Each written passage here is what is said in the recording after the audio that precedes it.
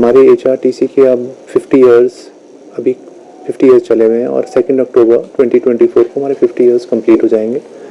उस 50 years celebration का में कई बिंदु हैं जिसमें मतलब हम साथ साथ में अपने नए मार्केटिंग कैंपेन के साथ साथ एक छोटा सा मिनी म्यूज़ियम, साथ साथ में एक कॉफ़ी टेबल बुक, डॉक्यूमेंट्री, सारी चीज़ें हो रही हैं।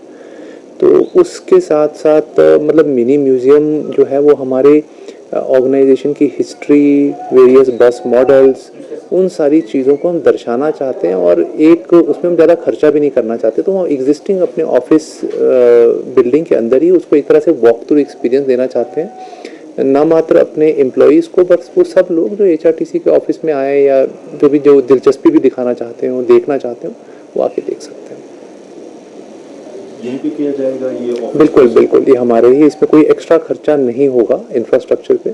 हम अपने ऑफिस में ही करेंगे क्योंकि हम जानते हैं कि अगर आप हमारे ऑफिस में स्पेस है और वॉक थ्रू स्पेस बहुत ज़्यादा है तो डेफिनेटली उसके अंदर हम मैनेज कर सकते हैं। मतलब हम ये नहीं बोल रहे कि एक बहुत आलीशान होगा, पर एटलीस्ट हमारी ऑर्गेनाइजेशन की जो बेसिक हिस्ट्री है और इसको हम बेसिकली मज़ेदार बनाना चाहते हैं, तो वो हमारा एक कोशिश है। ये तो मॉडल्स होंगे इसमें। देखिए हमारा पर्पस क्या, हमारा ये पर्पस है कि हम अपना पास्ट दिखाना चाहते हैं, प्रेजेंट दिखाना चाहते हैं और फ्यूचर दिखाना चाहते हैं। तो लगभग 6 या 7 जनरेशन बसेस की आ गई हैं। 1960s में एक डॉज का मॉडल चलता था, आज के दिन में इलेक्ट्रिक बस की बात कर रहे हैं। इन दोनों के बीच में 6 या 7 चेंजेस आए हैं बीच में, हम सबको दर्शाना चाहते हैं। साथ साथ में आजकल हम राइड विद प्राइड भी कभी विद इन शिमला हम दे रहे हैं, उस ई-सुपरोज भी चला रहे हैं पूरे स्टेट में, हम टेम्पो ट्रैवलर्स चला रहे हैं। तो हम बस एक तरह से ना अपने जो यूज़र्स हैं, पैसेंजर्स हैं और जो लोग दिलचस्पी रखते हैं इस सेक्टर में, उनके लिए छोटा सा अपना एक रियल मॉडल्स क्रिएट करके उनको दिखाना चाहते हैं। बट डेफिनेटली हमारा हमेशा प्रयास रहता है कि कंफर्ट इज़ अ प्रायोरिटी, पर हमें ये भी नहीं भूलना चाहिए कि कई बार हमें प्रायोरिटाइज़ करना पड़ता है कि कुछ बसें ऐसी होती हैं जो हर फ्लीट में हर एज की बस होती है, कुछ ओल्डर होती हैं, कुछ न्यूअर होती हैं। तो अगर कई बार चॉइस करनी पड़ती है कि हम कौन से रूट में ज़्यादा कंफर्टेबल सीट वाली बसें लगाएं और कौन से रूट्स में हम दूसरी जो इतना कंफर्टेबल बेशक ना हो। तो obviously choices for long distance buses, क्योंकि अरसा ज़्यादा लंबी जर्नी होती है। परंतु फिर भी मैं ये कह सकता हूँ कि HRTC की जो बसें ना ऑफ कोर्स अलग अलग टाइप की होती हैं, बट ये एक डिफरेंट ये एक्सपीरियंस वेरी करता है। मुझे ये भी फीडबैक मिला है कुछ रूट्स पे कि बस वॉज वेरी कंफर्टेबल। तो डेफिनेटली हम आपके फीडबैक को पॉजिटिवली लेते हैं और हमेशा हमारा प्रयास तो ये रहेगा कि हम बेस्ट एक्सपीरियंस और बेस्ट सर्विस दे पाएँ। सर वहीं अगर बात की जाए तो जब जो है लग्जरी बसों में 10% छूट नहीं मिलेगी, इस तरह की बात कही जा रही है, किन बसों में नहीं मिलेगी और क्या इसमें कौन कौन से श्रेणी के जो लोग हैं जिन्हें ये सुविधा मिलेगी? जी, एक्चुअली आज जो कुछ मुझे भी मेरे ज्ञान में आया है कि ऐसी कोई खबर लगी थी जिसमें ये कहा गया था कि अब से 10% हमारी बसें वॉल्वो बसें जो हैं लग्जरी बसें महंगी हो जाएंगी। पर मैं आपके चैनल के माध्यम से क्लियरली सबको बताना चाहूँगा ये बिल्कुल इनएक्यूरेट है और सत्य नहीं है। ऐसा बिल्कुल नहीं है। इस पूरी उस समाचार का हम खंडन करते हैं, वो बिल्कुल इनकरेक्ट है। हुआ क्या है ये जानना इम्पोर्टेंट है, तो मैं बता देता हूँ। हम 1 अक्टूबर से लेकर 31 मार्च तक हर वर्ष जो केवल हमारे स्मार्ट कार्ड होल्डर्स हैं, जिन्होंने एक स्मार्ट कार्ड खरीदा हुआ है, उन लोगों को अपनी लग्जरी बसेस में हम 10% का डिस्काउंट देते हैं। अब से नहीं, हर वर्ष से। और 1 अप्रैल को वो 10% का जो डिस्काउंट होता है वो लागू नहीं होता। मात्र उस श्रेणी के लिए ये थी।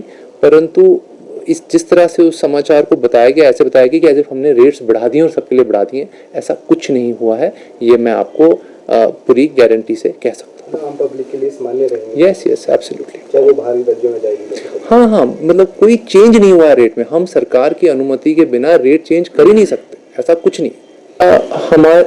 हमें डेफिनेटली हमारा प्रबंधन का एक कंसर्न तो है।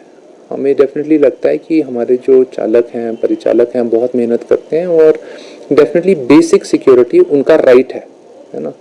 तो हमने ऐसी घटनाएं प्रदेश के बाहर ज़रूर हुई थी और उसको भी हमने बहुत गंभीरता से लिया था। अनंतपुर साहब में जब हुआ था तो हमने पंजाब पुलिस से भी टेकअप किया था, FIR भी कराई थी, नॉन अवेलेबल सेक्शंस भी लगवाई थी और हम इस मामले को बहुत सीरियसली लेते हैं।